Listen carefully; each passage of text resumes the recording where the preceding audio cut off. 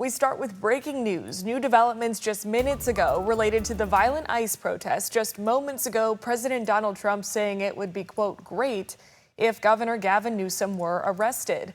The governor and the White House have been clashing over how to handle protests in Los Angeles.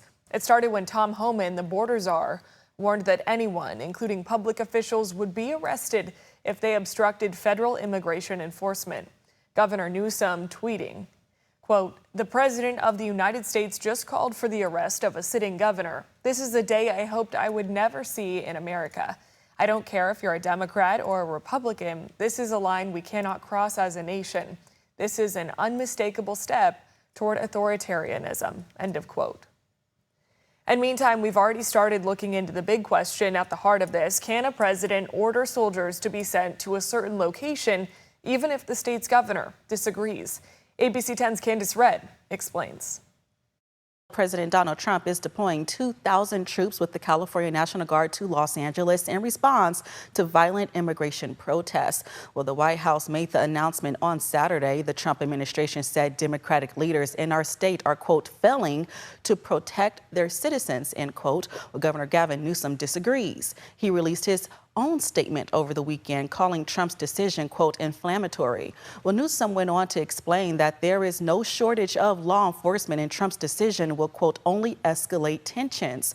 This is not the first time Trump and Newsom did not see eye to eye. We already know that. But the question is, can a president order soldiers to be sent to a certain location, even if the state's governor disagrees? We reached out to legal experts for answers. Take a listen.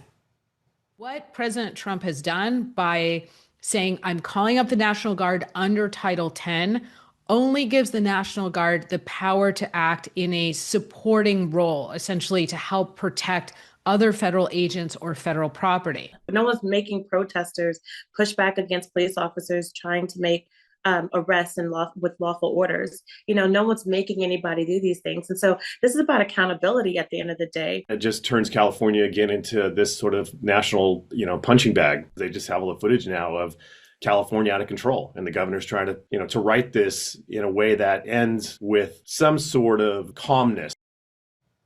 Keep in mind, Trump's done this before. In 2020, Trump asked several governors to send troops to Washington, D.C. in response to social justice protests over the murder of George Floyd. Many governors agreed and did it. Well, this time around, all Democratic governors are speaking out over troops being sent to Los Angeles. Well, the Democratic Governors Association released this statement. It reads in part, quote, President Trump's move to deploy California's National Guard is an alarming abuse of power. Governors are the commanders-in-chief of their National Guard, and the federal government activating them in their own borders without consulting or working with a state's governor is ineffective and dangerous, end quote there.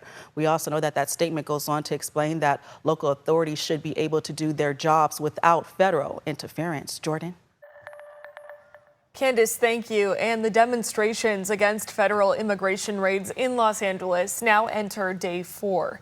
Thousands have turned out over the weekend, clashing with law enforcement before President Trump deployed the National Guard. And following those protests in Los Angeles, groups in Sacramento now preparing to host protests of their own today. The first one expected to start at 1 p.m. at Cesar Chavez Park in downtown Sacramento. Then at 5 p.m., a 3-day walk for immigrants' rights will arrive at the state capitol, where another rally is then expected to happen.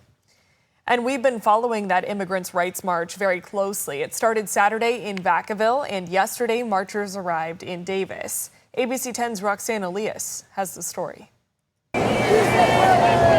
Sunday marked day 2 of a 3-day immigrant rights walk led by families and allies opposed to immigration policies and how they're being enforced. Altogether, about 200 marchers will walk in total about 50 miles in the hot sun from Vacaville to the state capitol in Sacramento. To show the urgency of stopping all this madness, of stopping the deportations, the intimidating enforcement tactics. The group is standing in solidarity with the hundreds of protesters who have gathered in downtown Los Angeles since Friday, and against President Trump's move to send the National Guard in response. I feel like it's unnecessary.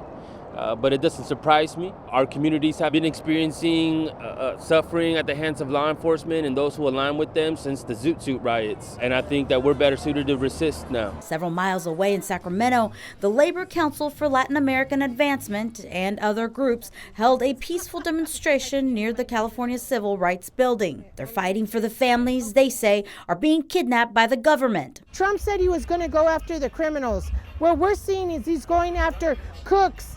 He's going after workers, janitors, the poorest of people. He's going after teachers. He's going after American citizens that are standing up for their civil rights. They're destroying those families. Calling out the National Guard is not going to solve anything. I feel like it's just Trump and folks who are, invested in all these GEO groups, these immigration detention centers. They want to see them get filled up. Luis Magaña, an advocate for farm workers, says that although Sacramento has not yet reached the level of ICE raids seen in LA, there is still a possibility it could happen here. Y eso es preocupante. Magaña says, and that's worrisome. Worrisome for the stability of families, worrying about getting to work and worrying about getting out and socializing with people. And so all of that is reflecting. It's like a chain reaction. In Sacramento, Roxana Elias, ABC 10. Roxanne, thank you. And up to 2,000 National Guardsmen could be deployed for the protests in Los Angeles. President Trump's order marks the first time in 60 years a U.S. president has bypassed a sitting governor to deploy troops in that governor's state. And this comes as Trump considers calling in active duty Marines. ABC's Melissa Adon joins us now live from Los Angeles. So, Melissa, what are you seeing this morning?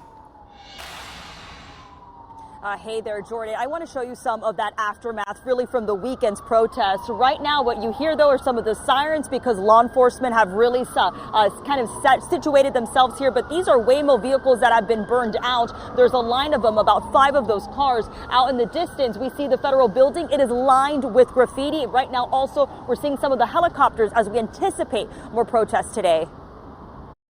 The anti-ICE protest in Los Angeles heating up after President Trump deployed National Guard troops bypassing California Governor Gavin Newsom. The demonstrations first starting after immigration authorities conducted a series of sweeps, arresting more than 100 people on Friday.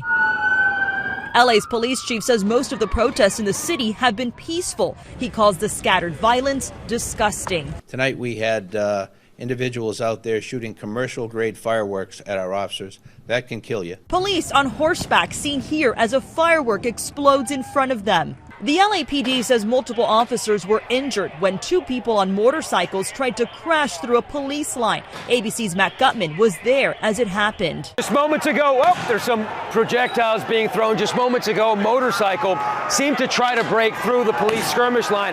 Now that motorcycle is being hauled in here. Looks like he's being arrested. Protesters at one point shutting down the 101 freeway. Apparent flashbangs going off as police work to reopen the major roadway. The mayor pleading for calm. What we're seeing in Los Angeles is chaos that is provoked by the administration. I call on all Angelenos to continue expressing your right, your anger, your outrage, but to do it peacefully. Now, hundreds of National Guard troops were deployed to LA just yesterday. And look, this is a call and an action that Governor Newsom is asking the Trump administration to revoke. But meantime, the Trump administration says there are 500 active duty Marines that are on standby and ready to come out here at a moment's notice. So we will be monitoring the situation. Reporting live from Los Angeles, I'm Melissa Adon, ABC 10 News. All right. Thank you, Melissa, for being with us this morning. And President Trump's order to send in the National Guard isn't only being fought by Governor Newsom. Last night, Sacramento Mayor Kevin McCarty joined in on the conversation. In a statement, the recently elected mayor saying in part, quote, "The federal government's actions in Los Angeles are harmful and purposefully inflammatory, putting Californians in unnecessary danger.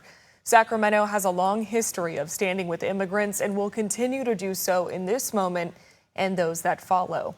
He adds that Sacramento police is not involved with any immigration enforcement and urges everyone involved in protests to do so peacefully. We will, of course, continue to cover this today, the national and local reactions to these protests here on ABC 10, as well as on our free ABC 10 Plus TV streaming app and on our website, abc10.com. midday.com.